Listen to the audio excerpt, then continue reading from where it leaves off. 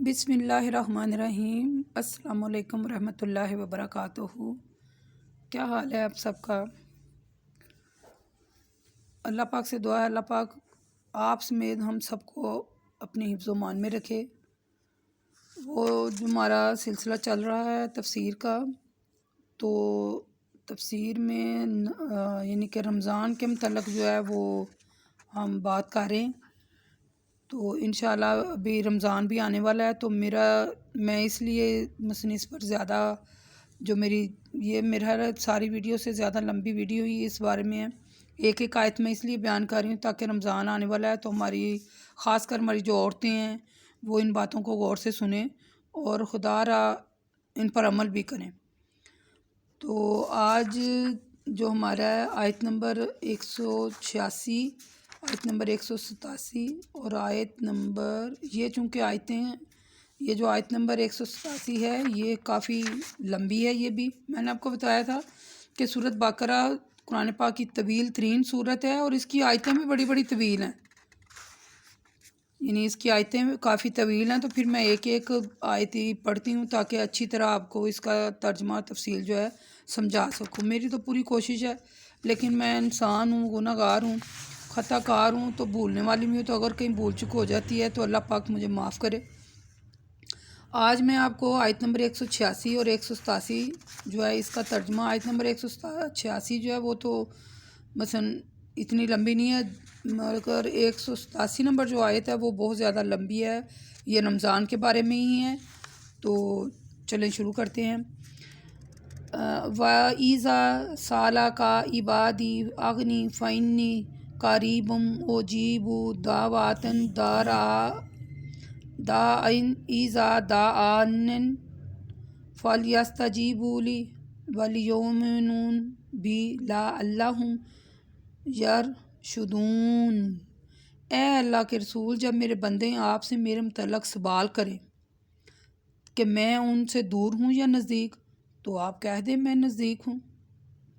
ذرا آپ اس ترجمے کے پر غور کریں، غور، ٹھیک ہے، کہ اے رسول، قرآن میں اللہ فرما رہا ہے کہ اے رسول جب میرے بندے آپ سے میرے متعلق سوال کریں کہ میں ان سے دور ہوں کہ نزدیک ہوں، تو آپ کہہ دیجئے میں نزدیک ہوں ان کے۔ اللہ کہہ رہا ہے جب دعا کرنے والا مجھ سے دعا کرتا ہے تو میں اس کی دعا کو قبول کرتا ہوں، یہ اللہ کہہ رہا ہے قرآن میں۔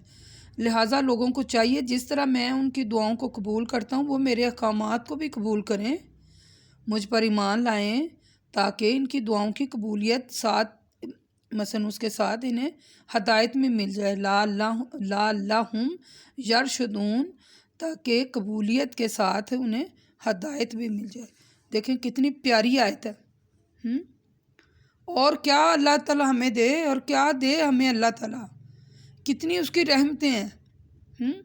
جو بات ہمارے دل میں ہوتی ہے اس نے فوراً بیان کر دیا، اس کو پتہ تھا کہ بندے کے دل میں یہ بات آنی ہے کہ اللہ دور ہے کہ نزدیک ہے،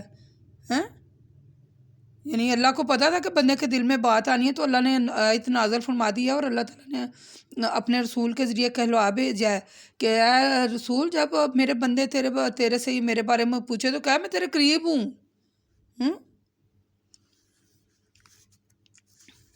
بات یہ ہے کہ اس تفسیر جو آپ کے سامنے بیان کی جاتی ہے آپ اسے غور سے سنا کریں، غور سے کہ اللہ کیا حکم دے رہا ہے۔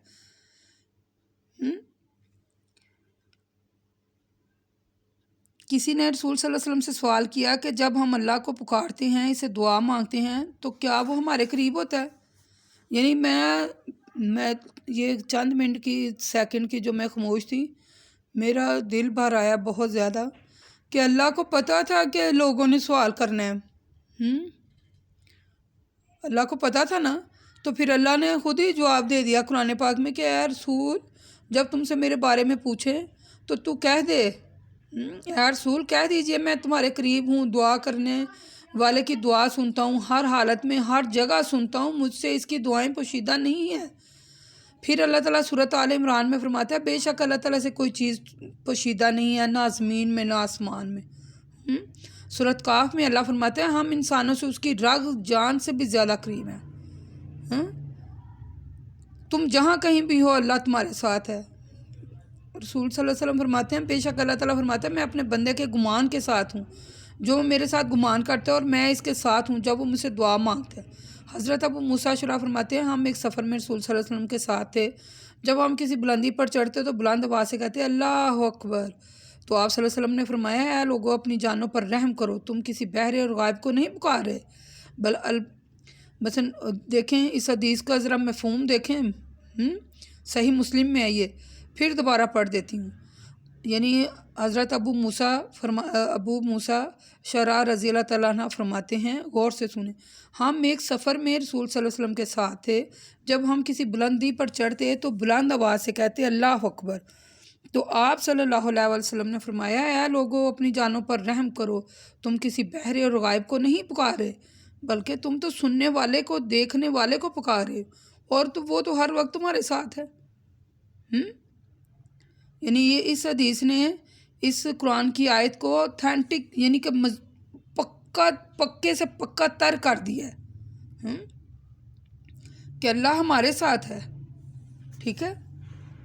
اللہ تعالیٰ کو اپنے قریب سمجھنا چاہیے، اسے حاضر و ناظر، سمیع و بصیر سمجھنا چاہیے، بغیر کسی کے وسیلے سے اس کی طلب کیجیے، خدا را اس تک بات پہنچانے کے لیے کسی بھی وسیلے کی ضرورت نہیں ہے۔ یہ جو لوگ وسیلہ مانگتے ہیں نا، اس کے وسیلے سے دے، اس کے وسیلے سے دے، آپ خود میں قرآن کھولیں اور قرآن کا مطالعہ کر لیں، ترجمے سے پڑھ لیں کہ اللہ کہتا ہے میں بندے کے نزدیک ہوں، وہ مجھے پکارے میں اس کے نزدیک ہوں۔ تو جب میں میری یعنی اس بات پر میں بار بار اس لیے زور دے رہی ہوں کہ یہ جو ہم کہتے ہیں نا کہ کسی کے وسیلہ کے ذریعے سے یا اس کو کسی وسیلے کی ضرورت نہیں ہے، اللہ کہتا ہے میں تیرے ساتھ ہوں، میں سمجھنے والا ہوں، میں حاضر ہوں، میں ناظر ہوں، میں سمیع ہوں، میں بصیر ہوں۔ تو پھر ہمیں کوئی ضرورت رہ جاتی ہے کسی کا وسیلہ دینے کی؟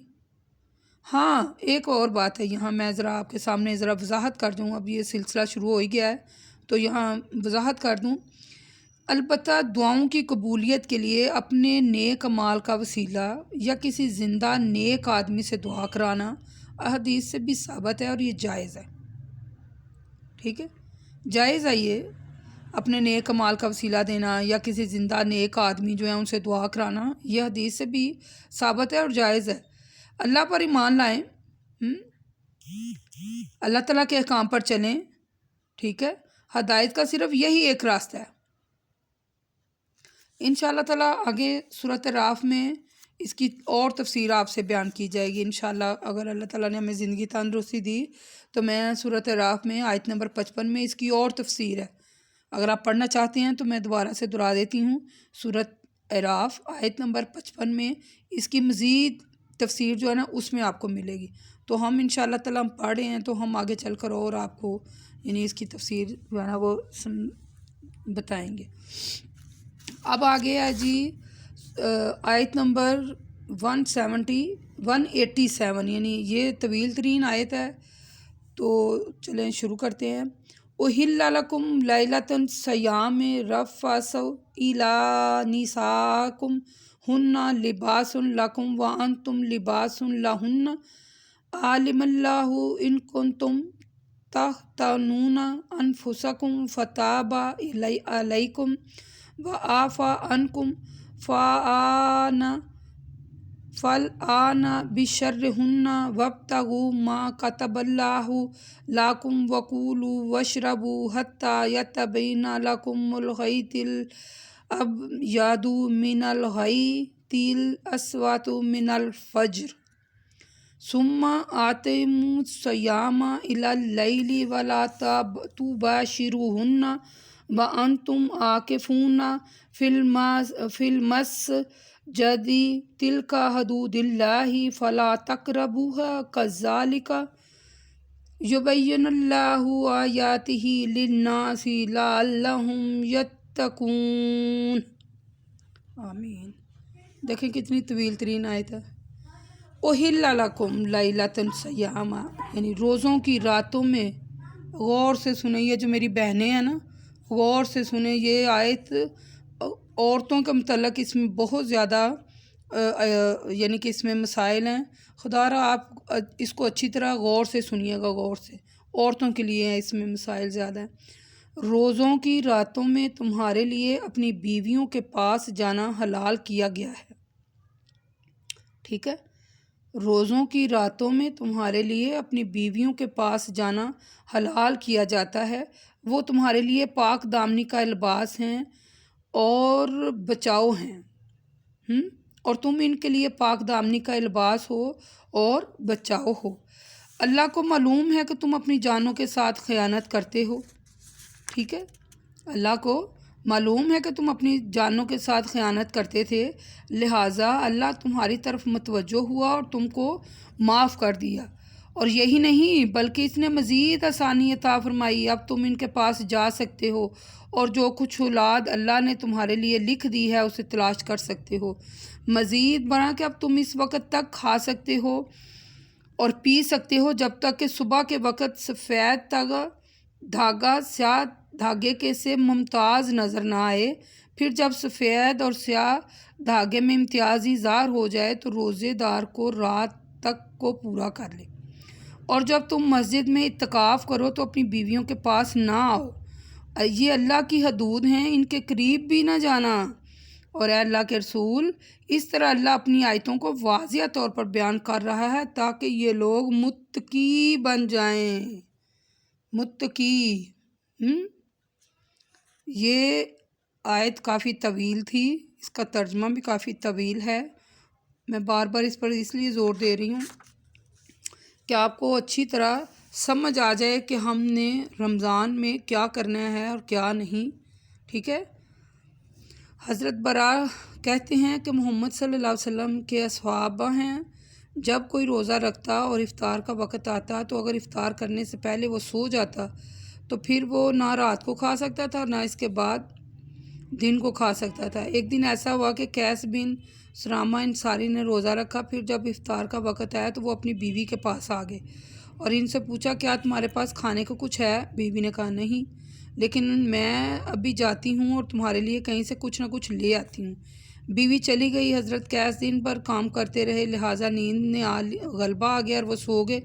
ان کی بیوی کی واپس آئیں تو انہوں نے دیکھ کر کہنے لگی تمہاری خرابی. الغرض انہوں نے کچھ کھائے بغیر پھر روزہ رکھ لیا.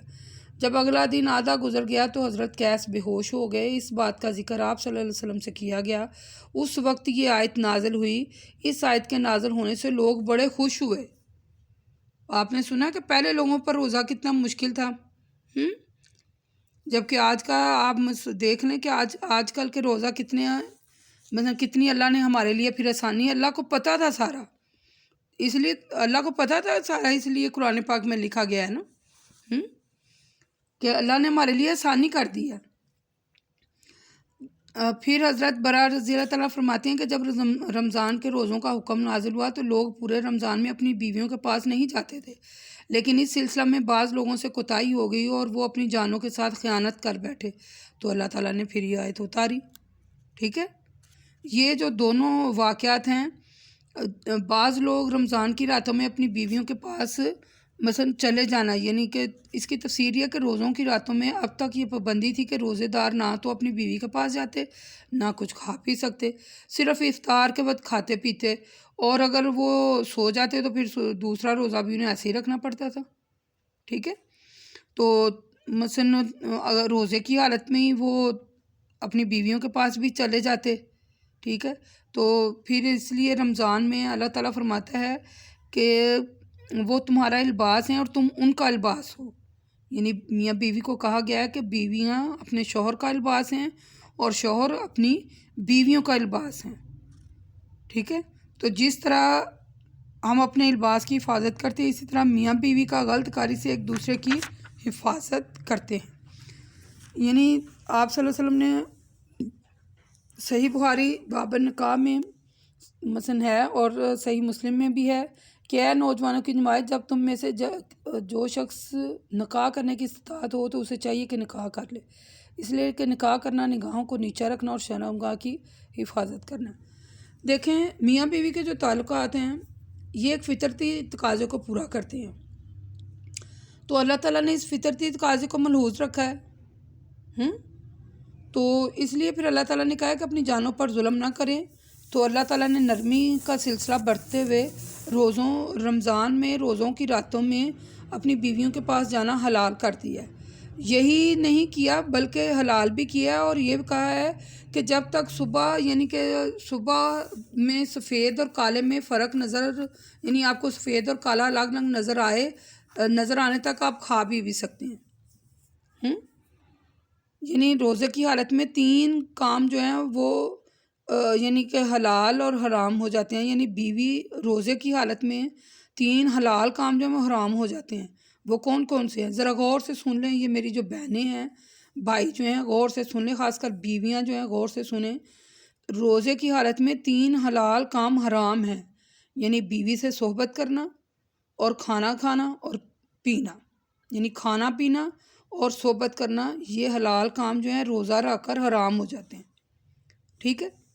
تو روزے کی راتوں میں جو ہے یہ کام جو ہے اس کی اجازت ہے کہ پھر اللہ تعالیٰ نے کہا ہے کہ روزے کی جب رات آپ روزہ افطار کر لیں تو صبح تک جب تک کالا اور سفید میں آپ کو یعنی کہ فرق نظر آنے لگ جائے آپ بیویوں کے پاس بھی جا سکتے ہیں اور صبح تک آپ کھا پی بھی سکتے ہیں۔ اس کے بارے میں کافی زیادہ حدیث بھی ہیں اور جن سے یہ یعنی کہ یہ پکا ہو گیا ہے کہ رات کو اپنی بیویوں کے پاس جائیں، اور جب صبح ہو یعنی روشنی جو ہے ہر طرف پھیل جائے، صحیح مسلم میں ہے، تو وہ جو پھیلنے والی روشنی ہے نا، یعنی اس سے آپ کو وہ نظر آنے لگ جائے صبح، یعنی چیزوں کی شناخت ہونے لگ جائے، تو آپ یعنی کہ کھانا پینا چھوڑ دیں۔ یہ نہیں کہ جب تو بالکل ظاہر ہو گیا تو تب نہیں، جب یعنی کہ آپ کو پتہ چل گیا کہ اب سفید ہے یہ کالا ہے، ٹھیک ہے۔ ایک جگہ آپ صلی اللہ علیہ وسلم نے فرمایا ہے کہ جب تم دیکھو کہ رات ادھر سے یعنی مشرق کی طرف سے آ گئی ہے تو روزہ دار کے افطار کا وقت ہو گیا ہے۔ صحیح مسلم کی روایت میں یہ الفاظ زیادہ ہیں کہ آپ نے ہاتھ سے مشرق کی طرف اشارہ کیا، ٹھیک ہے۔ اب آپ کو وضاحت ہم نے کر دی ہے، آپ کو یقیناً سمجھ آ گئی ہوگی کہ روزے میں کون کون سی چیزیں حلال ہو جاتی ہیں روزہ رکھ کر، اور کون سی مثلا روزہ رکھ کر کون سی 3 چیزیں حرام ہو جاتی ہیں، اور اس کے بعد کیا حلال ہے۔ اب ہم تھوڑا سا اعتکاف کے متعلق پڑھ لیتے ہیں۔ اللہ تعالیٰ نے اعتکاف کا ذکر بھی کیا ہے، یعنی وَلَا تُبَاشِرُوهُنَّ وَأَنْتُمْ عَاكِفُونَ فِي الْمَسَاجِدِ، اور جب تم مسجدوں میں اعتکاف کے لیے بیٹھو تو اپنی بیویوں کے پاس نہ جاؤ، ان سے میل جول نہ رکھو، ٹھیک ہے، احتیاط برتو۔ اعتکاف کیونکہ رمضان میں ہوتا ہے تو اس لیے اللہ تعالیٰ نے رمضان کے روزوں کے سلسلے میں اس کا یعنی کہ ذکر کیا ہے۔ آپ صلی اللہ علیہ وسلم نے آخری عشرے میں اعتکاف کیا ہے یہاں تک کہ آپ کی وفات ہوئی، تو پھر آپ کے بعد آپ کی ازواج محترمات نے بھی اعتکاف کیا ہے۔ یعنی آپ صلی اللہ علیہ وسلم جب اعتکاف ہوتے تو مسجد میں ہی رہتے، البتہ ضرورت کے وقت اپنا سر حجرہ مبارک میں یعنی کہ حضرت عائشہ رضی اللہ تعالیٰ عنہ فرماتی ہیں، آپ کی بیوی ہیں، کہ آپ ان کے سر میں کنگھی کر دیا کرتی، ان کا سر دھو دیا کرتی، جب کوئی اذیت ماہانہ میں بھی ہوتی تو آپ صلی اللہ علیہ وسلم سوائے قضائے حاجت کے گھر تشریف نہیں لاتے تھے، مسجد میں ہی رہتے تھے۔ تو اس کا لب الباب یہ ہے کہ خلوص کے ساتھ تقوی پیدا کرنے کی نیت سے پورے رمضان کے روزے رکھیں، ٹھیک ہے، اور جو اللہ تعالیٰ نے حدود مقرر کی ہیں ان کا احترام کریں، ٹھیک ہے۔ جن باتوں کو رمضان میں کرنے کا حکم دیا گیا ہے وہ کام کریں، اور جن کاموں سے منع کیا گیا ہے وہ نہ کریں، ٹھیک ہے۔ رمضان کے روزے فرض سمجھ کر ثواب سمجھ کر رکھیں۔ رمضان کا مہینہ 29 کا بھی ہوتا ہے اور 30 کا بھی ہوتا ہے، ٹھیک ہے۔ رمضان یا عید کے چاند کا فیصلہ مقامی یا کسی ایسے مقام کی روایت سے کرنا چاہیے جو بہت زیادہ دور نہ ہو، ٹھیک ہے۔ یعنی اگر 29 تاریخ کو چاند نظر آ گیا تو اگلے دن پہلی شمار ہوگی، ٹھیک ہے۔ روزے دار صبح صادق سے شروع کرے، یعنی جب دن کی سفیدی پھیل جائے تو کھانا پینا بند کر دے۔ غروب آفتاب ہوتے ہی جب کہ مشرق سے سیاہی نمودار ہو جائے تو اسے افطار کر لے، ٹھیک ہے۔ اور اگر کوئی آپ بات پوچھنا چاہتے ہوں تو وہ سرچنگ کر کے آپ پوچھ سکتے ہیں۔ میرا خیال ہے کہ مثلا اتنا ہی کافی ہے۔ روزے دار سفر میں روزہ رکھ لینا چاہیے، اگر استطاعت ہے تو سفر میں روزہ رکھ لیں، ٹھیک ہے۔ اگر آپ استطاعت رکھتے ہیں تو رکھ سکتے ہیں روزہ، کہ آپ سفر میں جا رہے ہیں تو اگر طاقت رکھتے ہیں تو رکھ لیں۔ یہ نہیں ہے کہ سفر میں تکلیف اٹھا کر روزہ نہیں رکھنا چاہیے، وہ دوسرے دنوں میں پورا کر لیں، ٹھیک ہے۔ اور ایک بار مثلا وہ جو عورتیں ہیں جب انہیں ایام حیض آئیں تو وہ روزہ نہ رکھیں، ان کی گنتی جو ہے وہ دوسرے ماہ میں یعنی پورا ہی کر لیں، ٹھیک ہے۔ صبح صادق سے کچھ دیر پہلے اٹھ کر کچھ کھانا پینا چاہیے، اسے سحری کہتے ہیں۔ سحری کا مطلب یہ ہے کہ سحری کیا کریں، آپ صلی اللہ علیہ وسلم نے فرمایا صحیح بخاری میں کہ سحری کیا کریں، سحری میں بڑی برکت ہے۔ ہمارے روزے اہل کتاب کے روزوں میں سحری کھانے کا فرق تھا، ٹھیک ہے۔ تو ہم جب سحری کرتے ہیں تو ہم اس فرق کو بھی ہم ظاہر کرتے ہیں۔ تو جو ہم سحری نہیں کرتے ہیں تو وہ کفار کے مطابق مشابہت ہوتی ہے، آپ یہ بات یاد رکھیں۔ میں پھر دہرا دیتی ہوں، مدرجہ والا حدیث سے ثابت ہوا ہے کہ سحری کرنا ضروری ہے، سحری نہ کرنے سے کفار کے ساتھ مشابہت ہوتی ہے، ٹھیک ہے۔ تو سحری جو ہے وہ بالکل آخری شب میں کرتے ہیں، ٹھیک ہے۔ اس کے بارے میں آپ کو ایک دو حدیث بھی بیان کرتی ہوں۔ حضرت زید بن ثابت کہتے ہیں کہ ہم نے رسول صلی اللہ علیہ وسلم کے ساتھ سحری کی، پھر آپ نماز کے لیے کھڑے ہو گئے۔ حضرت انس نے پوچھا کہ یعنی اذان، اقامت اور سحری میں کتنا وقفہ ہونا چاہیے؟ تو حضرت زید فرماتے ہیں کہ صحیح بخاری میں 50 آیتوں کے پڑھنے میں جتنا وقت لگتا ہے، ٹھیک ہے، 50 آیتوں کے پڑھنے میں جتنا وقت لگتا ہے۔ سورج غروب ہونے کے بعد بہت جلد افطار کرنے یا افطار میں تاخیر نہ کرے، یعنی جلد افطار کر لے، جب روزے کا ٹائم افطاری کا ہو تو جلد ہی افطار کر لے روزہ جو ہے۔ بہتر تو ہے کھجور سے ہی روزہ افطار کرے، تو اگر کھجور نہیں ہے تو پانی سے ہی افطار کر لے روزہ۔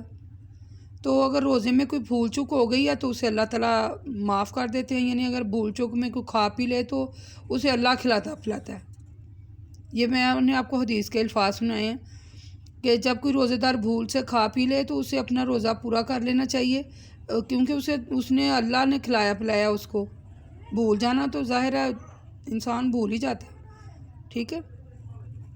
آپ صلی اللہ علیہ وسلم حضرت عائشہ اور حضرت سلمہ فرماتی ہیں کہ رسول صلی اللہ علیہ وسلم کو بعض مرتبہ ایسی حالت میں صبح ہوتی کہ آپ جنبی ہوتے تو پھر آپ غسل کرتے اور روزہ رکھ لیتے۔ میرا خیال ہے یہ یعنی کہ میری جو ویڈیو اب تک اپلوڈ ہو گئی ہیں ان میں سے یہ طویل ترین میری ویڈیو ہے۔ میرا دل ہے کہ رمضان کا چل رہا ہے سلسلہ اور رمضان آنے والا بھی ہے، تو میں زیادہ سے زیادہ جو مسائل ہیں وہ آپ کے سامنے جو ہے نا رکھ دوں، خاص کر عورتوں کے جو ہیں، ٹھیک ہے۔ عورتیں اذیت ماہانہ میں ہوں تو وہ روزہ نہ رکھیں، نہ وہ نماز پڑھیں، اور دوسرے دنوں میں وہ روزہ یعنی کہ وہ جو ہے نا وہ پورا کر لے۔ جو بیماری میں یا سفر میں یا اذیت ماہانہ کی وجہ سے آپ کے روزے رہ جاتے ہیں انہیں دوسرے دنوں میں پورا کر لیں، ٹھیک ہے۔ اگر روزے دار گرمی یا پیاس کی وجہ سے سر پر پانی ڈالتا ہے تو کوئی حرج نہیں ہے، ٹھیک ہے۔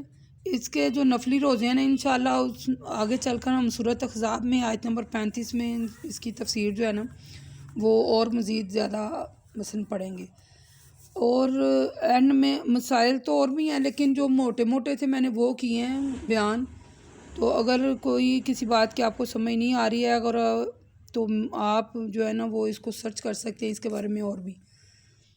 تو جو میں نے یعنی کہ اہم نقطے جو عورتوں کے بارے میں تھے وہ میں نے آپ کے سامنے رکھے ہیں۔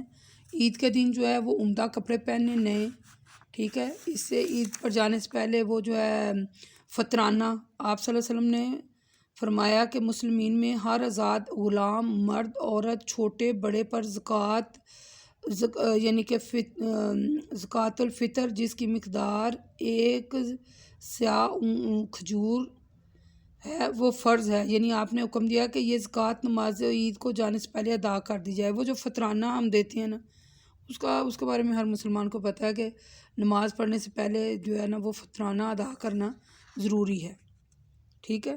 اور جب رمضان ختم ہو جائے تو عید الفطر کے دن اس بات کے شکرانے میں اللہ تعالیٰ نے ہدایت بخشی، اللہ تعالیٰ نے بڑائی بیان کرنی چاہیے اور دعا مانگنی چاہیے، تمام مردوں اور عورتوں کو دعا کرنی چاہیے خیر و برکت کی، ٹھیک ہے۔ تو میرا خیال ہے کیا ہے اتنا ہی کافی ہے، ٹھیک ہے۔ عورتیں جو ہے نا، خاص کر عورتیں، میں یعنی اپنی ویڈیو کا اختتام کرنے سے پہلے میں ایک بار پھر آپ کو دہرا دوں، خدا را یہ جو عورتیں ہیں وہ بالکل لاپرواہی نہ برتیں۔ میں اکثر عید کے دن اکثریت میں دیکھا ہے کہ نماز عید میں عورتیں بہت کم جاتی ہیں، جی ہمارے کام تھے، ہم نے کپڑے نہیں پہنے، ان کے بہت زیادہ عذر ہوتے ہیں۔ دیکھیں عید کا دن تو زندگی میں اگر آ گیا ہے، آپ کی زندگی میں عید کا دن آ گیا ہے تو آپ سب کام تو ہوتے ہی رہیں گے، لیکن عید کی نماز میں جائیں، اور اگر آپ نے نماز پڑھنی ہے تو نماز پڑھیں، اور اپنی خیر و عافیت کے لیے اپنے گھر میں جو کچھ بھی آپ مانگنا چاہتی ہیں وہ اللہ سے مانگیں، اور اگر آپ اذیت ماہانہ میں ہیں تو تب بھی آپ ان کی دعاؤں میں تو شریک ہو سکتے ہیں۔ یہ جو لڑکیاں چھوٹی بڑی انہیں ساتھ لے کے جائیں تاکہ انہیں عادت پڑے، ٹھیک ہے۔ تو وما الینا الا البلاغ المبین، مقول قولی ھذا استغفر اللہ استغفر اللہ استغفر اللہ۔ اللہ پاک یہ جو میں نے ویڈیو اپلوڈ کی، اللہ پاک جو مجھ سے غلطیاں کوتاہیاں ہوئی ہیں وہ مجھے معاف کرے اور ہمیں اس پر عمل کرنے کی توفیق عطا فرمائے۔ وما الینا الا البلاغ المبین۔ السلام علیکم ورحمۃ اللہ وبرکاتہ۔